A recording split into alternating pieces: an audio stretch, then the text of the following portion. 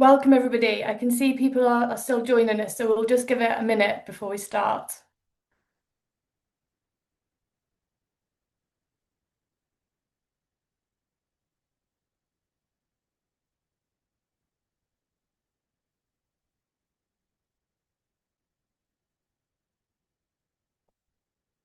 Okay, great. Let's get going. So I'm Laura Scott, a consultant at PA Consulting, and welcome to our 11th in a series of PA's business psychology events.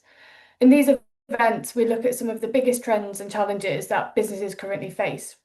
And today's event is all about overcoming the leadership challenges in large and complex transformations. We'll record the session for those who may have missed it, and please do ask the panel lots of questions. We'll make sure to pick them up along the way. But without further ado, I'll pass over to today's compare, Holly Sands. Thank you, Laura, and hello everyone. So I'm Holly Sands. I am a people-centered transformation expert at PA.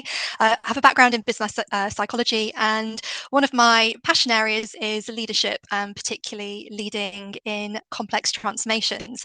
So really delighted to be joined by a panel today to talk about their experiences as leaders within complex transformation. So if I can introduce everyone, that'd be fantastic before we jump into the discussion today. So, Nicola, I'm wondering if I can come to you first to kick us off.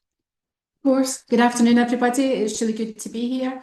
My name's Nicola Connolly. I'm the Chief Executive Officer of SP Energy Networks.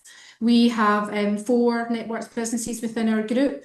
We have the transmission network in the south of Scotland and 3 distribution networks in the northwest of England and northwest Wales. Thank you, Nicola. And Chanel, can I come to you? Thank you. Really pleased to be here. Thank you. So my name is Chanel Charlery. I am a program manager at Network Rail. I've been here for about 6 years. My background is actually more in learning and development, but recently, more in the last few years, moved into more digital transformation. I also look after competencies as well within Network Rail. Fantastic. Thank you, Chanel. And John, let's come to you. Hello, everybody. And again, thank you for the opportunity to join you today. I'm John Mason. I'm Vice President for Program Management with Jacobs. I'm currently based in Irvine, California, where I look after our portfolio programs in America's West. Been with the business about 6 years and have a background in the establishment of large, complex programs. Great. Thank you, John. And finally, Katie, let's come to you. Thank you. Katie Phipps, I'm an associate partner at PA Consulting, working with Laura and Holly. My academic background is commercial law, and after some years in dispute resolution, I then found my home in the transformation space. I have led public sector transformations and worked with client leaders for about 12 years, and with a particular focus on the people aspects of that within the context of commercial and legal environments. Great, thank you. So definitely a broad range of experience and expertise there, and particularly within different contexts, which is great. So I'm really looking forward to hearing a bit more about your experiences in transformation. And one of the things that I often find when we're talking about transformation is that sometimes it can get kind of conflated, or we hear change and transformation used interchangeably.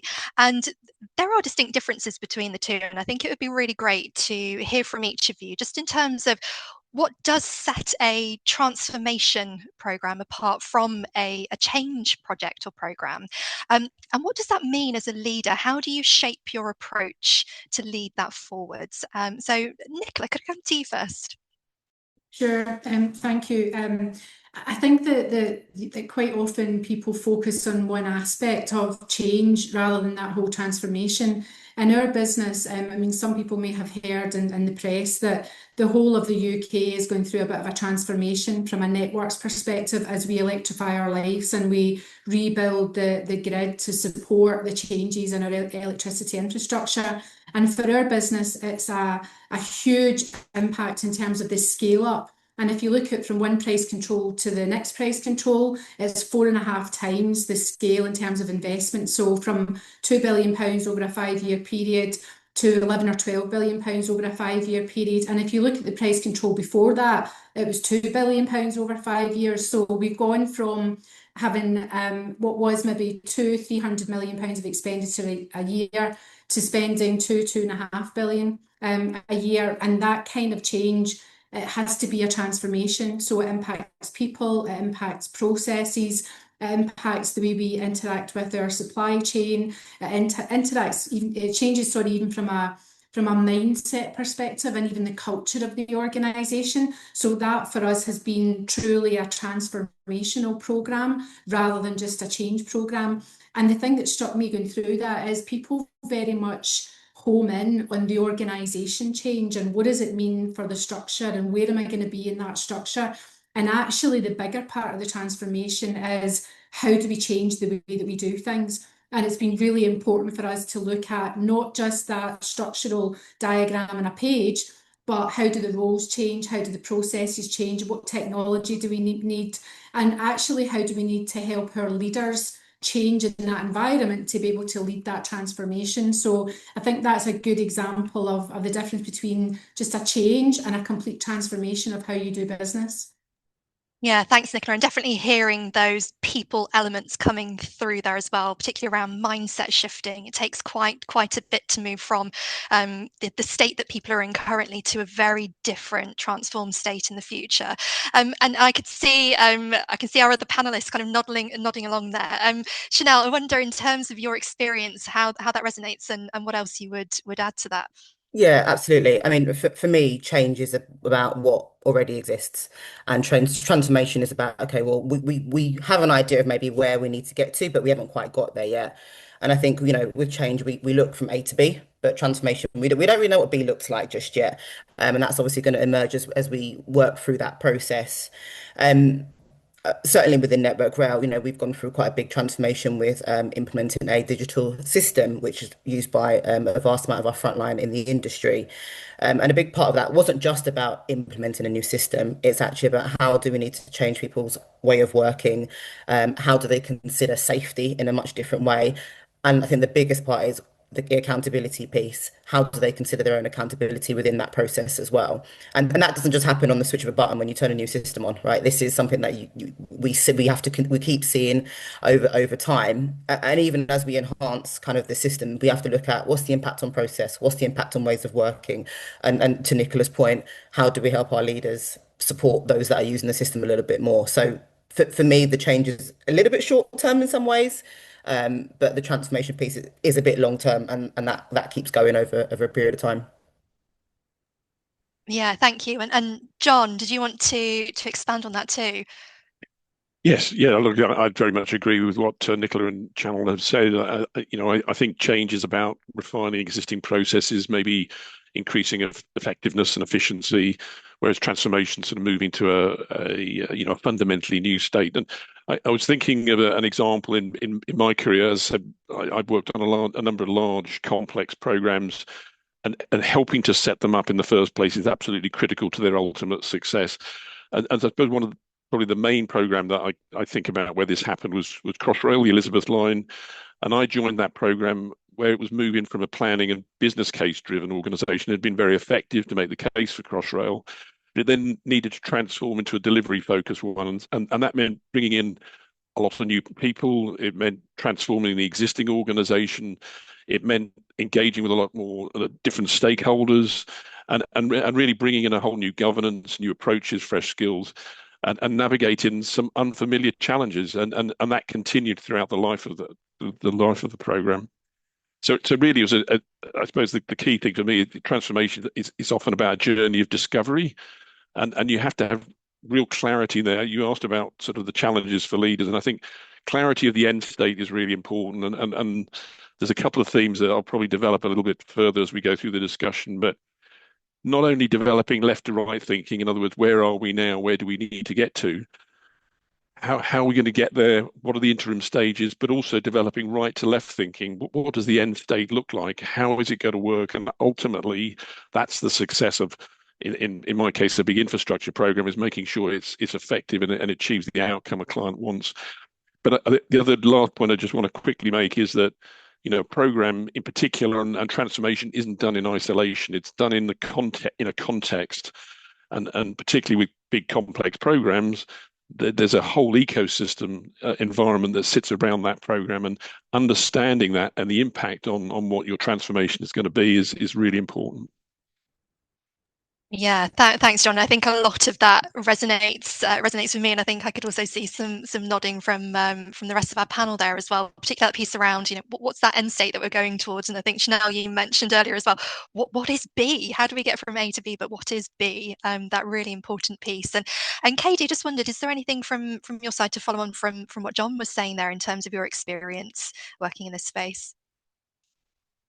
Yeah, thank you. Agree with with all the comments made there.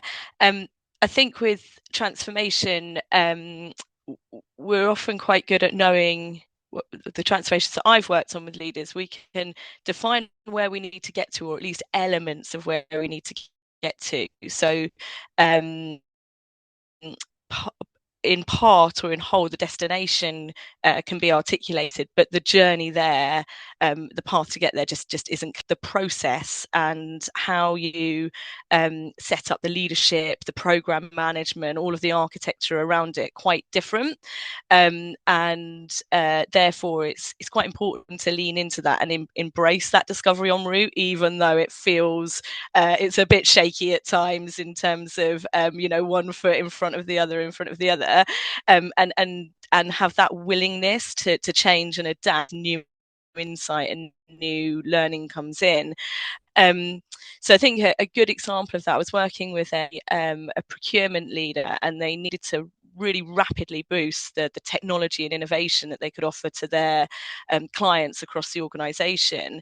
But the current ways of securing funding, sourcing, engaging with the market and contracting, the market and the technology was just totally outpacing it. So to keep up, let alone pivot onto the front foot, we designed and iteratively implemented new processes, new ways of working, even new career paths for procurement and commercial professionals, so that you could empower staff to take risk and try new processes, but whilst also keeping them safe within that more kind of agile environment, safely try new things, and then just continuously pausing, looking back, and adapting the approach. So just go slow for 2 minutes to then go fast for another 2 months. Yeah,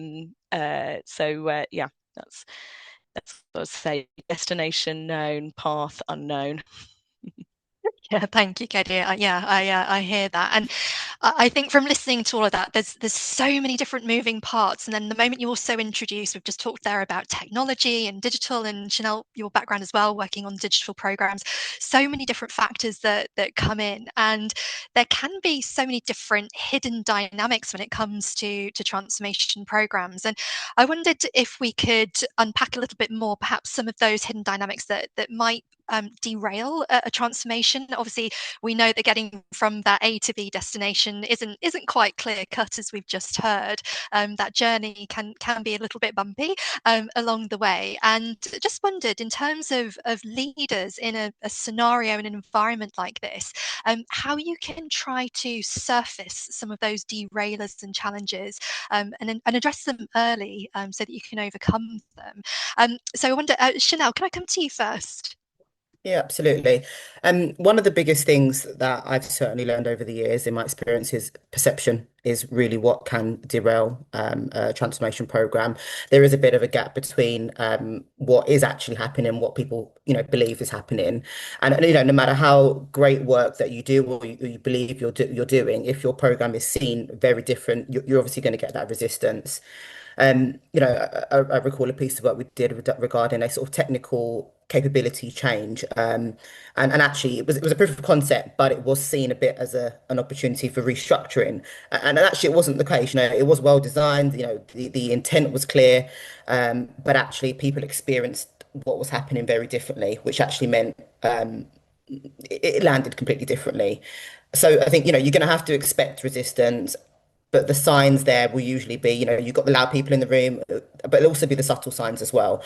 People will stop coming to meetings, they'll go quiet on updates and communications, and then they start to step back because their perception of what's happening is very different to how they're experiencing it. So certainly from my point of view, I think from a reflective point, if we'd asked the question sooner, what are people hearing that we're not understanding as a program? Um, or what story are people telling themselves about what's happening? Those kind of reflective questions probably would have saved us a bit more pain than we went through, and actually probably would have led us in a completely different direction than where we headed. Yeah, thank you. And John, I can see you've come off mute. Do you want to add to what Chanel's just talked about there? Yes, yeah. I mean, it's all very understandable. It's the fear of the unknown. It's the familiarity with what we've done, the way we've always done it. Maybe being good, may not be so good, and often that tends to sort of could derail transformation. So it's painful exercise, but I think it's really important that the whole organization is brought on board with the transformation change, and that includes key stakeholders as well, and maybe new entrants or new people. Because again, if you go back to the Crossrail example, we'd spent a lot of time looking at organizational structure and how it was all being put together, the roadmap ahead, and then a number of new parties came in, and we probably hadn't spent enough time about thinking about how to onboard them effectively. And so there was a bit of a bumpy road for probably about 12 months until that organization settled down. So I think, in terms of some of the things that could derail it, I think lack of communication potentially as well. I think that's, communicate is really important. I think making sure that your governance structure that you put in place to manage the transformation and the intervening stages is appropriate for that stage. So it needs to be agile. But ultimately, I think it's about creating that high performing team, and that takes a lot of effort. It's about creating that alignment, but it's also creating an environment of psychological safety where people can express their views, express their concerns. And one last point that I'd like to make is that transformation isn't just about building something completely new. It's actually often leveraging the good that you had already and taking it to a new state. And so, often people think transformation is we're going to do something completely different. Well, actually, there's some great things that we're doing already that are key to our future transformation and future success. So I think that's important as well. Absolutely. And Nicola, how's all that sounding to you? No, it all resonates, particularly that point about communication, which I think both John and Chanel picked up on. But one of the lessons we learned in our last transformation in the transmission business was communicate, even if you don't really have something to say, because if there's a gap in the narrative, people start to fill it with speculation, and that's really start to feel uncomfortable. We had a point in the transformation where we were looking at mapping processes, old and new, mapping roles. And that's all really important work to then give people clarity. But it felt like people were starting to say, oh, what's happening? Is there something big coming? Or have they started to change their mind? So I think it's really important that you're communicating regularly and you don't stop communicating, even if you don't have something that you can say. I think the other thing is when you're thinking about the things that can derail you, then it's really important to think about who your terrorists are going to be. I know that's quite an emotive term, but we all know in our organisation who are the people that are the negative Nellies and who will always be the people that are going against. If you can turn a few influential people around or make sure they're in the room so that you hear the discussion and they feel as if they've got a voice, that can just help in that narrative if there's a possibility that they will then derail a conversation at some other point in the background. You may as well hear it up front and deal with it. Yeah, absolutely. And these are the people that are being vocal about it. You're likely to have other people that might be either influenced by that or might be feeling similar feelings. So how do you get ahead of that and get in with those individuals early? And talking about communication and ensuring that people understand the case for the transformation. I wonder, Katie, if I can bring you in here and whether there's anything else that you might add to this in terms of how to take people on that journey. Yeah, thank you. So this is so close to my heart because this is it was at the heart of quite a long span of my career in terms of that hearts and minds and communication. So, but my observation over the years is that the vision for the future is often defined by quite a small, tight group. And generally at the quite senior level. And whilst that vision might be really clear to that group, it can feel quite abstract to team members and broader stakeholders when it's shared wider. And if people can't understand or contextualize that vision, that's where the gap that Nicola, Chanel, and John have been talking about, and that's where the rumor mill and worry and concern can start to cultivate and disconnect, not up to meetings, etc. So I think at this point, I probably just want to clarify when we're talking about leadership and leaders, for me, that means everybody that has a role in guiding a team or guiding an individual within the organisation. So that's your senior managers, your managers at all level, line managers, etc. And they all play a really critical role in bridging that gap. But in order to do that, because they are also apprehensions and anxieties about it, you need to really be translators of the vision so that everybody where you're heading, and foster that communication along the way and feel heard. The way that I've done this a few times is through the use of rich pictures. So, or they can be called vision. I think we're just losing you a little bit there, Katie, if you can hear me. Sorry. I think we're losing Katie a little bit, but I think there was something there around how we communicate a vision through different means and mechanisms. And I heard there was always started talking about rich pictures, and that can often be a way to tap into a different way of communicating with audiences that can bring something that feels very conceptual to life when you haven't got something really concrete and tangible to grasp onto. And I know certainly from programs I've supported, using a rich picture and being able to tell different stories with that rich picture has often been particularly useful to bring that vision to life. John, were you going to come in there as well? Yeah. I was just going to say actually, and often you can use a lot of words, but actually a graphic it can be incredibly powerful. And again, I go back to the Crossrail example, but there've been other examples more recently where actually we're trying to grapple with a collective problem, and actually putting a graphic up and actually illustrating how the transformation might occur and how people might be impacted is very powerful. I think that's great. And I love the idea of different forms of communication, whether it's verbal, interactive, or graphical. I think that's very powerful. Yeah, I'm thank just you. going to come in on that as well, Holly. I Yeah, think please, Chanel. understanding your audience is going to be huge here. Some of the things that we've done more recently has been actually, we do a lot of things digital, over Teams and Zoom and things like that. But actually, having gone out and been in their environment, right, and having those conversations with them in their safe space, and actually they can actually hear and understand some of the challenge we're also facing, and actually how can we work together a bit better in that space. So certainly for us, actually sometimes you just got to go out there.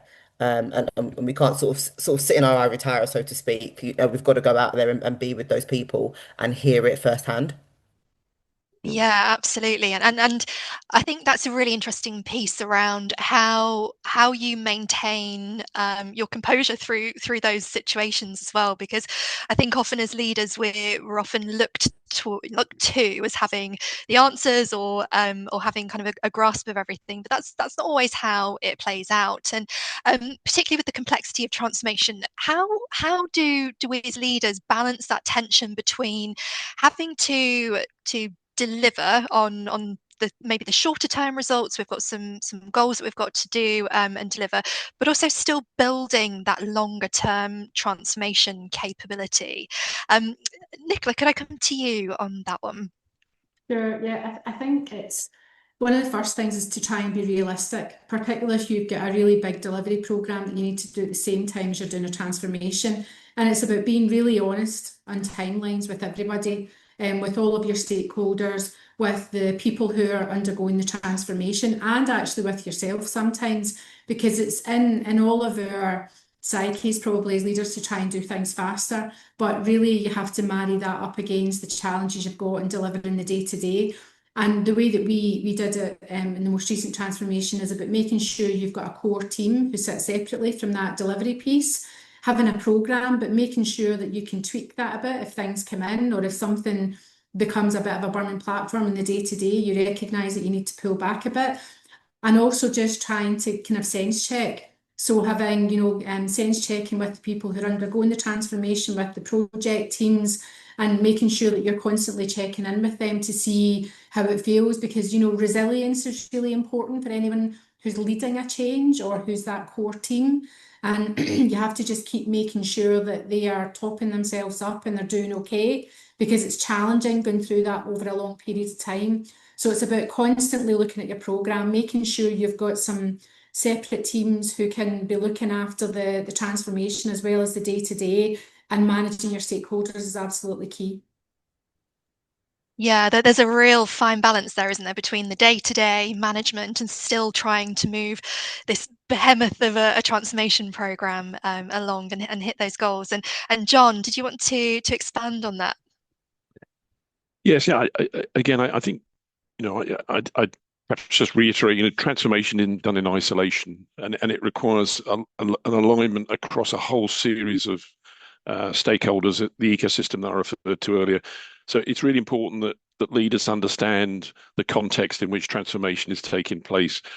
And an example, perhaps that I might sort of quote, I was actually working client side on a large metro scheme, transit scheme in Australia, and we were working with an existing rail operator, and whereas they were absolutely committed to the long-term goal, transformation of the railway, creation of the new asset, their day-to-day priority was keeping the trains running and making sure that it was safe, it was operationally maintainable, and so transformation can't be done in isolation. You have to be aware of the immediate need. Also, it's very common for clients and the sponsors of clients who want to see clear delivery progress, want to see spade in the ground, want to see work going on. And so it's that balance between left to right thinking, which is what has to happen now, what do we need to keep going now, with that right to left thinking is where are we heading to and what does it need to ultimately look like. So the temptation is that short-term priorities can dominate, and that's a very, very common occurrence on many large projects and many large programs. It's yes, I know we want to do that, but this is the important issue today. So, in a way, you almost need to have and this is going to sound contradictory, a split team. You need to have two parts of the team, one looking at the here and now, but one also keeping an eye on the strategic forward looking. Those teams absolutely have to be integrated and absolutely communicate effectively together, but they do take slightly different skill sets, and so it's understanding that I think is really important. But ultimately, it's about making sure that you have that long-term view of where the transformation is going to make sure you get to that destination and that you're going to achieve the outcomes that you want to.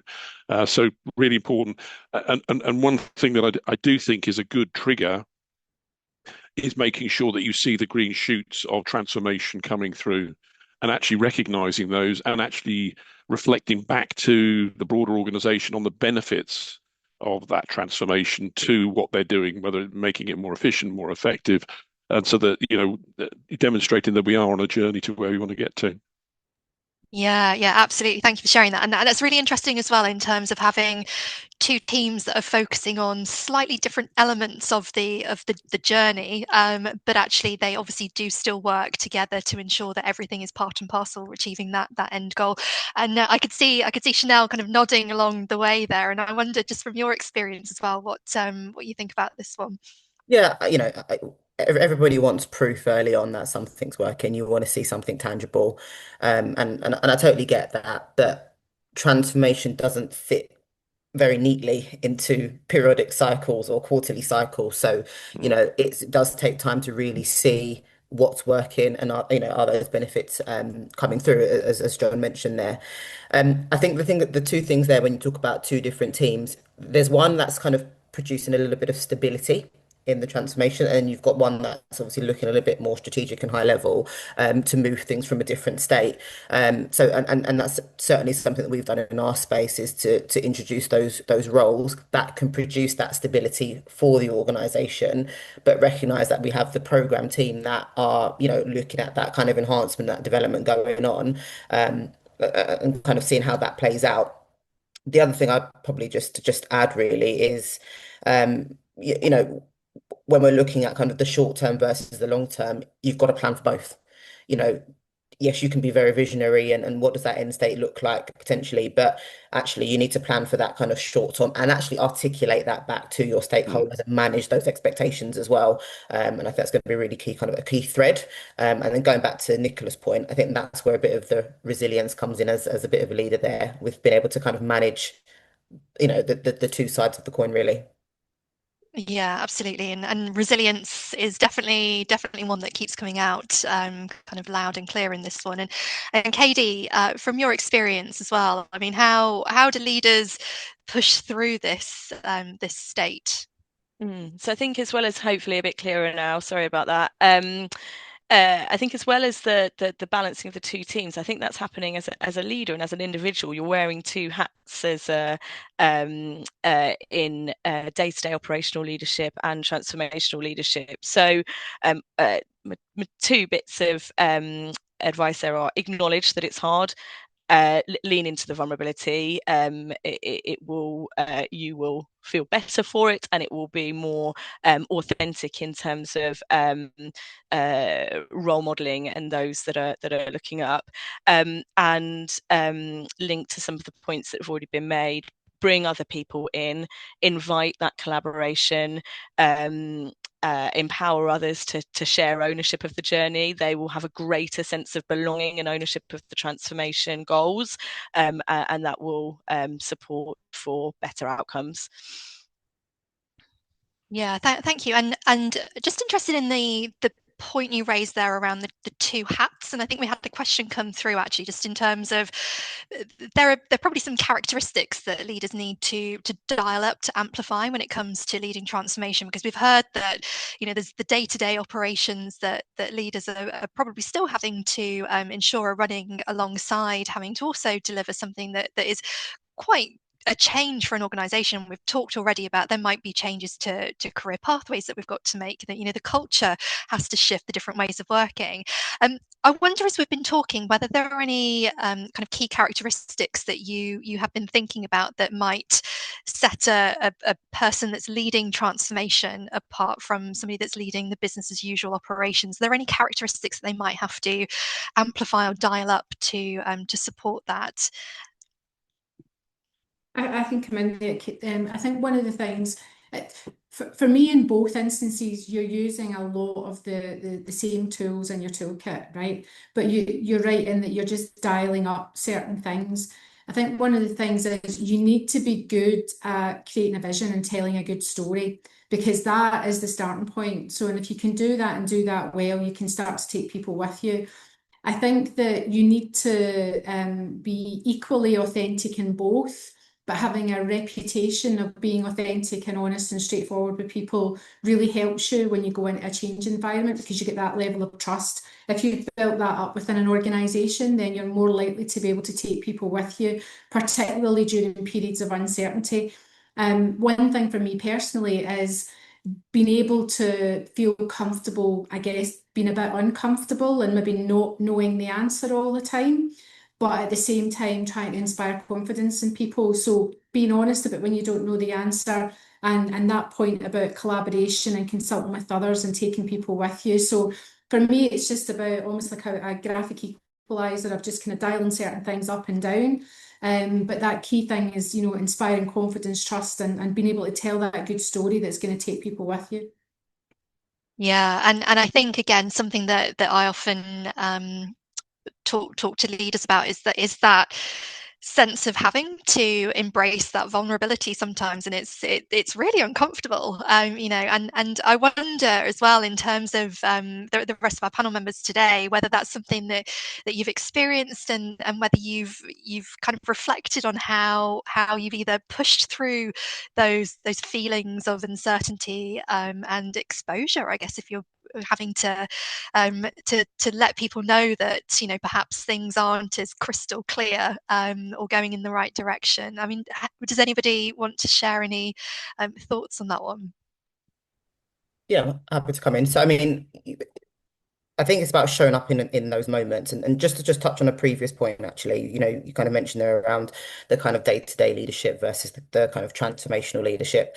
I think there is a little bit, there is a similar characteristic, but the difference for me from a kind of transformational leadership point of view is that individual or that team of individuals are there to listen, experiment a little bit, and actually be a bit more of enablers.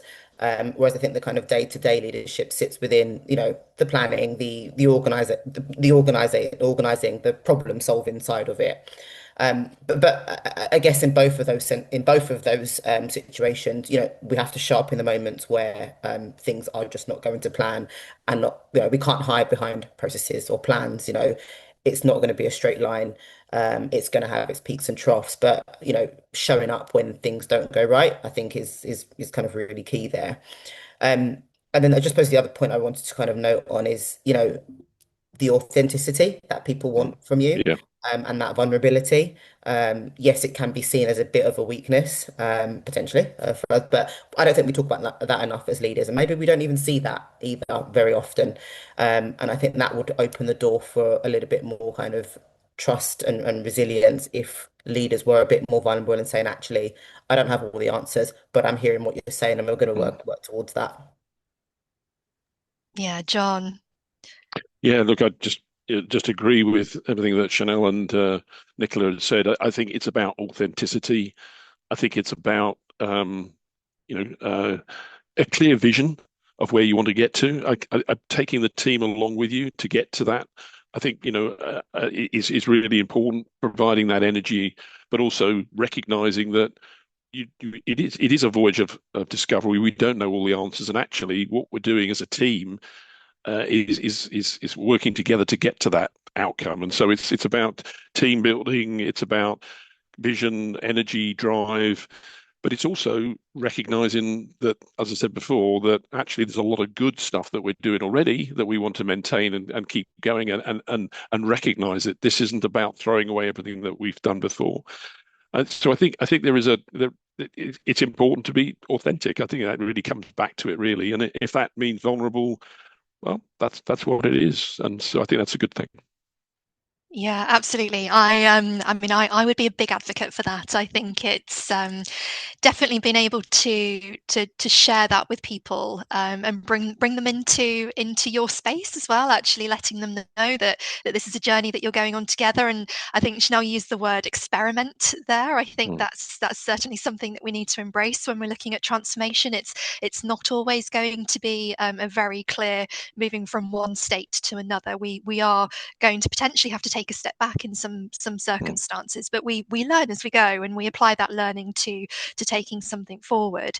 And Katie, is there anything else that you would build on this? I mean, either be it the vulnerability, authenticity part, or even just a bit more again around the key characteristics of leaders through transformation. Yeah, so but probably just to build, and I think I mentioned it at the beginning, is that it's that dialing up that ability to translate what is an organizational wide, or often an organizational wide vision, that will that into something actionable that really resonates with your team, who you know best. So I'm probably thinking more the kind of departmental or local leaders at this point, and that might require you to translate across areas that are not in your sweet spot, that are not in your area of expertise. And that's okay, because it won't be in the area of expertise of your team either. So it's about opening up the dialogue and having a safe discussion around, what do we know, what do we not know, what do we want to facilitate a discussion and ask questions around. And I think in doing so, you get to know a much more diverse set of strengths and characteristics within your team as well, and leveraging those, and allowing people to get involved and play to their strengths as part of the transformation, is usually very effective. So yeah, that translator point is probably the one that I just wanted to build on. Yeah, thank you. I think that's the thing, and we talked earlier around vision as well. And often as a leader, you're probably in that position where you're having to translate an organizational vision through to your teams, and make it feel relevant to them. How does that resonate to them when they might not necessarily fully connect to that vision? So that translation piece, I think, is a really important skill set to have as a leader, particularly in complex transformations. Um, so just thinking about your experiences working through difficult and challenging transformation environments, how have you personally navigated those from your own experience? And Nicola, can I come to you for this one? Yeah, I think for me, going through transformations, the most important thing for me is feeling as if I can be true to my values. So even when it's the most uncomfortable, and even if I'm struggling, at a point in time because there's a bit of the path that just doesn't seem quite clear, or stakeholders are being particularly difficult, the times when I've felt most challenged is when I'm being asked to do something that doesn't sit well with me. If I am going through a transformation, and I think we're doing it in a sensible way. We are taking people with us. We've got the ability to communicate it well. We are treating people fairly. Then I'll be comfortable. Where I've found it a challenge is for whatever reason you have to do something fast, or it's not going to be easy to take people with you, or you're being asked to do something that kind of goes against my own values. And for those kind of things, the bit for me is to try and just be as honest and authentic as possible to the people that I can be, and then to push back where I need to if I think there's something unreasonable, whether it's an external stakeholder or whoever is pushing for something to happen a certain way.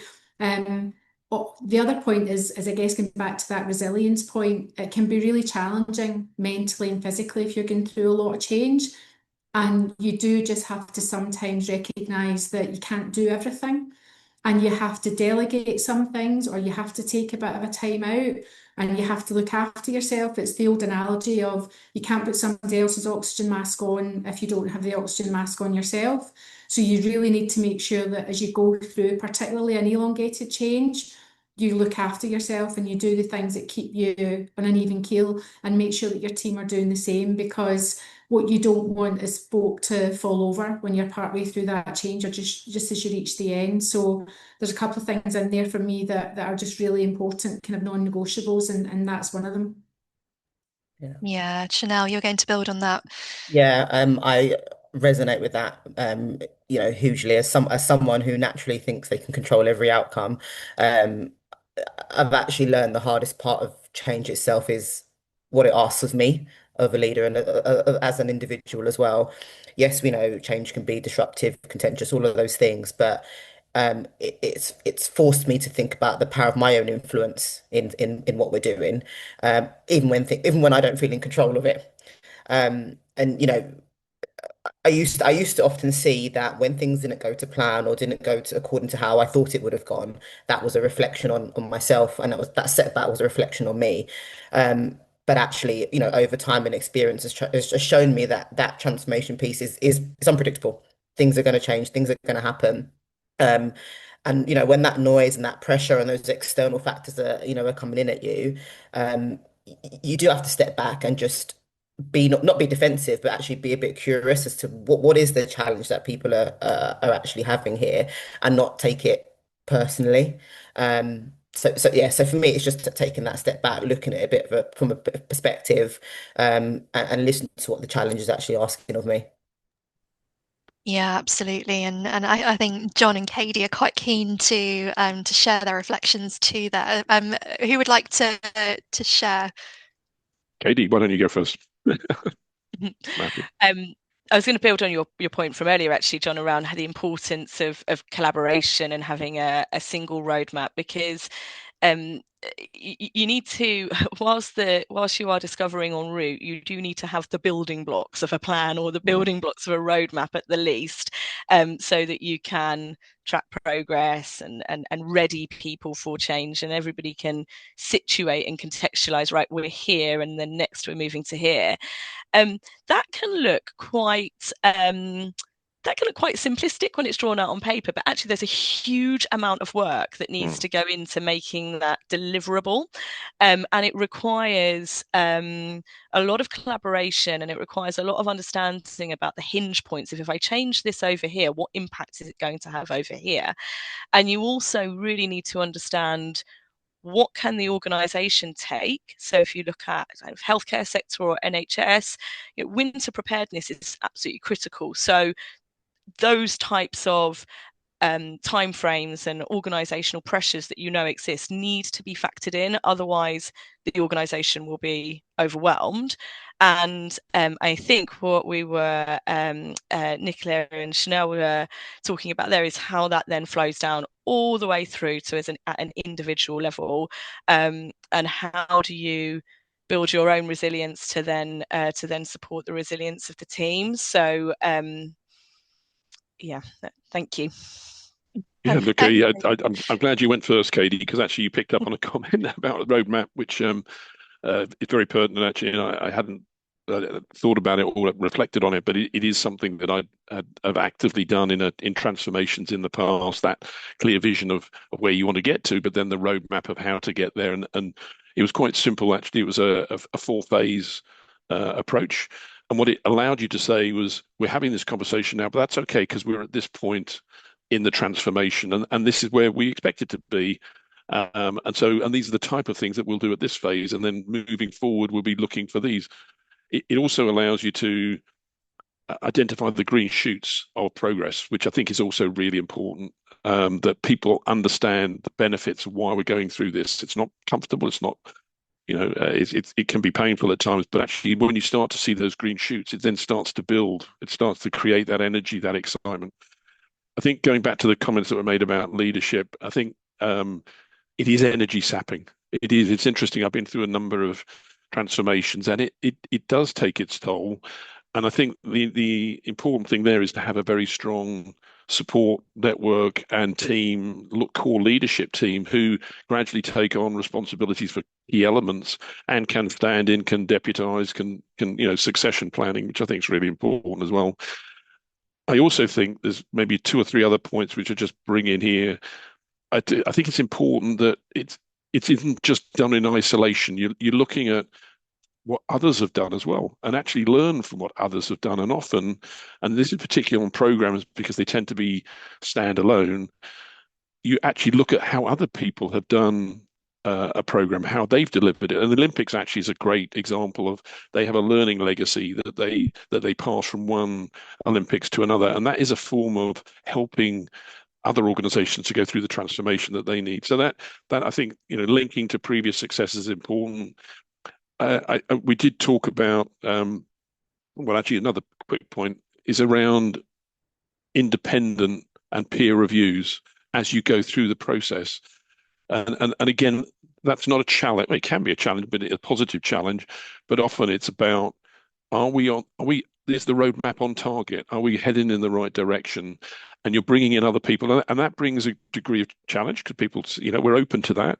But also, it's a degree of validity that you are actually on the path that you need to be on. So a number of things there that I think are highly pertinent.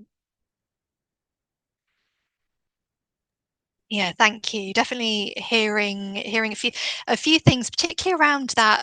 It goes again back to that regular communication piece, and particularly when you are planning your road roadmap, actually building into that moments where you can communicate those green shoots, and actually talk about the benefits, and just help to show people that there is progress being made, whilst you haven't quite got to your final destination yet. There are things happening along the way, which is really interesting to hear. And I know we've got a couple of questions as well that popped up through the Q&A, and thank you for asking these questions. So one of them I think goes back to when Chanel, I think you were talking earlier about culture and impact on ways of working, and I know we'd also talked about mindset in there too. One of the questions around the level of impact that a leader has on the organisational culture as you're going through transformation. How significant is that level of impact, do you feel, in terms of culture? Man, I don't think the impact of a leader on culture is it should be is overstated, but I think it can be a little bit misunderstood. Um, Culture doesn't just change because a leader tells you to do something, and that's it, and it changes. People change because of what they see and experience every day. But I think the leader does set a tone. And particularly during those kind of transformation, a period of time over transformation, that tone really matters all the way through that, because people are looking for those cues of like psychological safety, which I think John mentioned, what's important, what's valued, but also what is changing. So I suppose for me, you can't communicate your way to a new culture. It's a mechanism for that.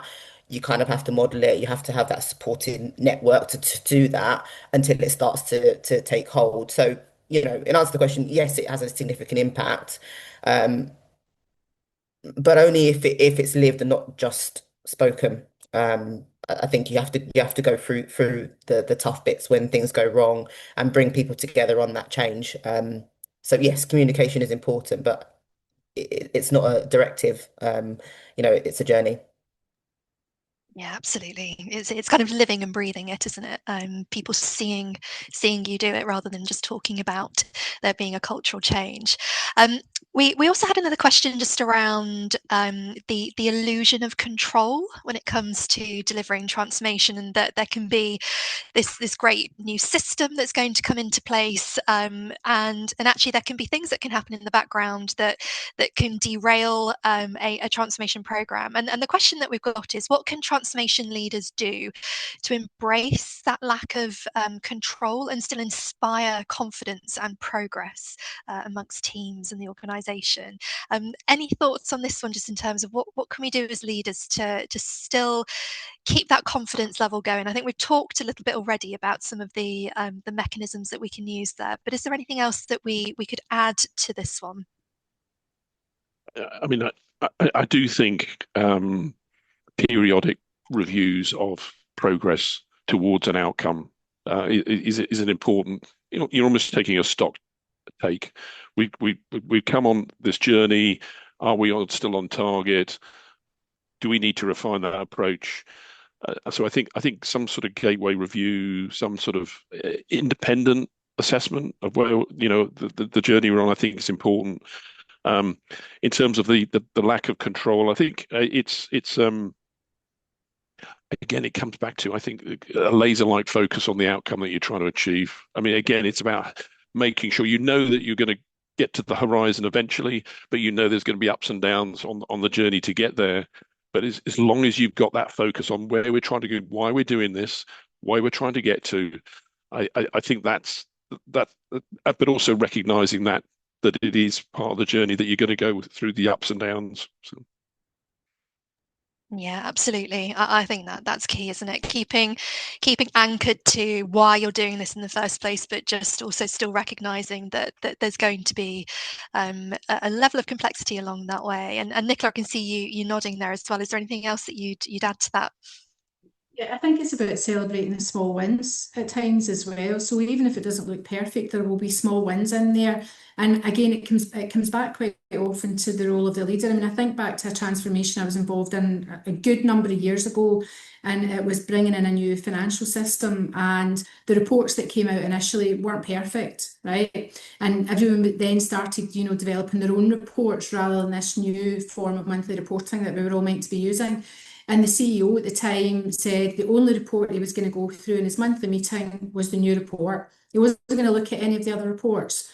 So right away, everybody's efforts went into making sure that new report was going to be as accurate as possible. If he hadn't done that, we would have had a cottage industry of number of people going off and developing their own reports. And then all of a sudden that new report we were developing would never have been perfect. But that one small change made a difference. And so I think with that, it's about, even if it's not 100% perfect, you need to get behind it, get the small win, and then make sure people are behind you and getting to that perfect answer. Yeah, that's great, Nicola. Thank you. And I think that again ties into some of the conversation we've been having, haven't we, about taking those moments to look at the green shoots, think about those moments of celebrating success, even if it feels like it's not particularly huge as a milestone, but actually it's a really good stepping stone and a moment to take on board. So I think we're coming obviously very rapidly to the end now. I think that's absolutely flown by. It's been really fantastic to hear about your experiences, and particularly how as leaders you've been navigating a really complex environment when it comes to supporting yourselves and your organizations through transformation. And I wonder, just in the next couple of minutes, if I could have a super quick piece of advice from each of you that maybe you would give to anyone that is either finding themselves in a transformation program at the moment, or perhaps it's the next big step for them. They're going to be taking on a leadership role within transformation. If there's a top piece of advice that you might leave for them. So, Katie, shall I come to you first? Communicate and communicate more than you think you need to communicate, and share those small successes and small wins, but also share the sometimes unpalatable news. It's better to share it and have a consistent narrative than leave a void of silence that will be filled. Great, thank you. And Chanel, what would your top piece of advice be? I think if I had to give one bit of advice, it would be, listen for what's not being said. Do that listen exercise. We can have plans, we can have data, we can have all of these things, but we need to listen to how people are experiencing it. And I think that will tell you as a leader where to focus and actually how better to lead, really. Yeah, absolutely. We've got communicate and listen there. Nicola, how about you? Your top piece of advice? Yeah, I think the ones that the guys have already mentioned are really valid, but I guess a couple from me is trust your instincts. Sometimes our instinct, we're all very data driven, but trust your instincts at times. And the other piece for me is look after yourself, because it's a long haul and you need to make sure that you can stay the course. Yeah, great. Thank you. And John. Yeah, again, it probably comes back to keeping an eye on the outcome that you're trying to achieve. Have a passion and an energy for it. Build a team around you who share that passion and that vision. But be authentic. Be open to the challenges that you're going to face. And ultimately, if you lose sight of your objective, don't redouble your efforts. And basically, what I'm saying there is, you know, that's why it's really important to keep your focus on the outcome, and extra work and hard work doesn't necessarily mean the right outcome. So you've got to step back and make sure you're on target. Yeah, great. Thank you. Well, thank you so much for all of you for joining us for this panel this afternoon. And I will hand back to Laura to close us out for the next couple of minutes. So thank you very much.